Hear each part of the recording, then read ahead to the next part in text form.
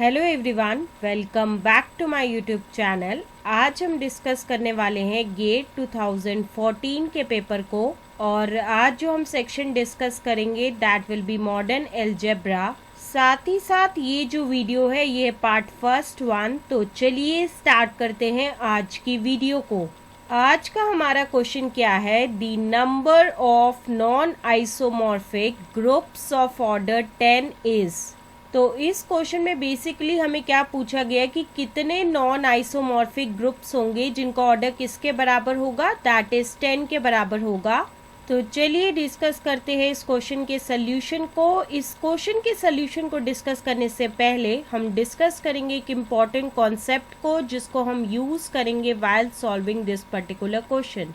अब वो कॉन्सेप्ट क्या है, that is classification of groups of order 2p। तो इस केस में क्या है कि हम मान के चलेंगे कि G जो है वो एक ग्रुप है और साथ ही साथ ऑर्डर ऑफ G जो है वो किसके बराबर है, दैट इज 2p के बराबर है, जहाँ पे p जो है वो एक ऑड प्राइम नंबर है। तो उस केस में क्या होगा कि या तो G जो है वो आइसोमॉर्फिक होगा Z ऑफ 2p के और या तो G जो है वो आइसोमॉर्फिक होगा dp के। So this is the important concept जिसको हम यूज करेंगे while solving this particular question. अब हम आते हैं आज के क्वेश्चन की तरफ और आज के क्वेश्चन में हमें क्या पूछा गया है कि कितने नॉन आइसोमॉर्फिक ग्रुप्स होंगे जिनका ऑर्डर किसके बराबर होगा, दैट इज 10 के बराबर होगा। अब इसी 10 को जो है हम ऐसे भी लिख सकते हैं, दैट इज 10 जो है वो किसके बराबर होगा, 2 इंटू 5 के बराबर होगा, जहाँ पे 5 जो है वो एक ऑड प्राइम नंबर है।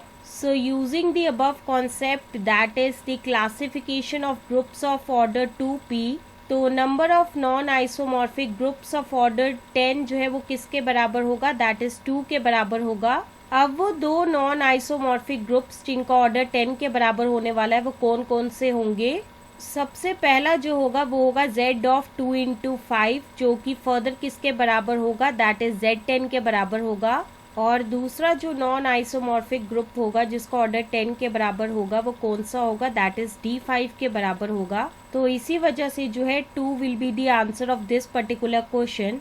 आज का हमारा दूसरा क्वेश्चन क्या है, consider the group homomorphism that is phi 1 जो कि कहाँ से कहाँ की तरफ है, दैट इज M2R से R की तरफ है, which is given by phi of A जो है वो किसके बराबर होगा, that is trace of A के बराबर होगा। तो इस क्वेश्चन में बेसिकली हमें एक ग्रुप होमोमॉर्फिज्म दी गई है phi जो कि डिफाइन किया गया है कुछ इस तरीके से। अब इस क्वेश्चन में हमें पूछा क्या गया है, the kernel of phi is isomorphic to which of the following group. तो इस क्वेश्चन में हमें पूछा गया है कि कर्नल ऑफ phi जो है वो किसके आइसोमॉर्फिक होगा और उसके लिए हमें कुछ ग्रुप्स दिए गए हैं and the groups are given in the form of options. So the options for this particular question are as follows. Option A is quotient ring that is M2 of R divided by a set which is containing the matrices that is A1 which belongs to M2R such that phi of A is equal to 0. Option B is R2, option C is R3 and option D is GL2 of R. तो इस question में basically हमें 4 options दिए गए हैं और हमें बताना है कि इन चारों में से करेक्ट आंसर क्या है। तो चलिए डिस्कस करते हैं इस क्वेश्चन के सॉल्यूशन को। इस क्वेश्चन में हमें एक मैपिंग दी गई है दैट इज phi 1 जो कि कहाँ से कहाँ की तरफ है, दैट इज M2R से R की तरफ है और जो कि डिफाइन की गई है कुछ इस तरीके से, that is phi of A जो है वो किसके बराबर है, ट्रेस ऑफ A के बराबर है। और साथ ही साथ एक और चीज हमें गिवन है कि phi जो है वो एक ग्रुप होमोमॉर्फिज्म है। तो इस क्वेश्चन में बेसिकली हमें कर ऑफ phi जो है वो निकालना है। तो कर ऑफ phi जो है वो एक ऐसा सेट होगा जिसमें वो सारे A बिलोंग करेंगे M2R के, जहाँ पे phi ऑफ A जो है वो किसके बराबर होगा, 0 के बराबर होगा। जैसा कि इस क्वेश्चन में हमें क्या गिवन है कि phi ऑफ A जो है वो किसके बराबर है, that is trace of A के बराबर है। तो उस टाइम पे जो है कर ऑफ phi जो है वो एक ऐसा सेट होगा जिसमें वो सारे A बिलोंग करेंगे M2R के such that trace of A जो है वो किसके बराबर होगा, 0 के बराबर होगा। अगर A जो है वो बिलोंग कर रहा है कर ऑफ phi के अंदर तो यहाँ से हम ये कह सकते हैं कि A जो है वो बिलोंग करेगा M2R के अंदर और साथ ही साथ ट्रेस ऑफ ए जो है वो किसके बराबर होगा, 0 के बराबर होगा। तो यहाँ से हमें ये पता चला कि ए जो है वो एक ऐसा मैट्रिक्स होगा जिसकी पहली रो होगी ए और बी और दूसरी रो होगी सी और डी, और साथ ही साथ ये जो ए है वो बिलोंग करेगा M2R के अंदर, जहाँ पे ए बी सी और डी जो है वो बिलोंग करेंगे R के अंदर। यहाँ पे ये जो R है वो रिप्रेजेंट कर रहा है सेट ऑफ रियल नंबर्स को, और साथ ही साथ a प्लस डी जो है वो 0 के बराबर होगा। अगर a प्लस डी जो है वो 0 के बराबर है तो यहाँ से हम ये कह सकते हैं कि d जो है वो किसके बराबर होगा, -a के बराबर होगा।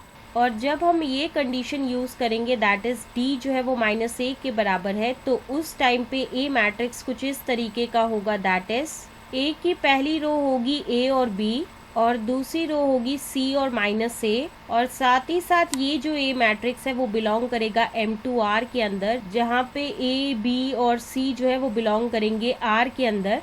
तो यहाँ से हमें क्या पता चला कि डायमेंशन जो है A मैट्रिक्स की वो किसके बराबर है, 3 के बराबर है। अगर डायमेंशन जो है A मैट्रिक्स की वो 3 के बराबर है तो यहाँ से हम ये कह सकते हैं कि डायमेंशन जो है कर्व ऑफ फाई की वो किसके बराबर होगी, 3 के बराबर होगी।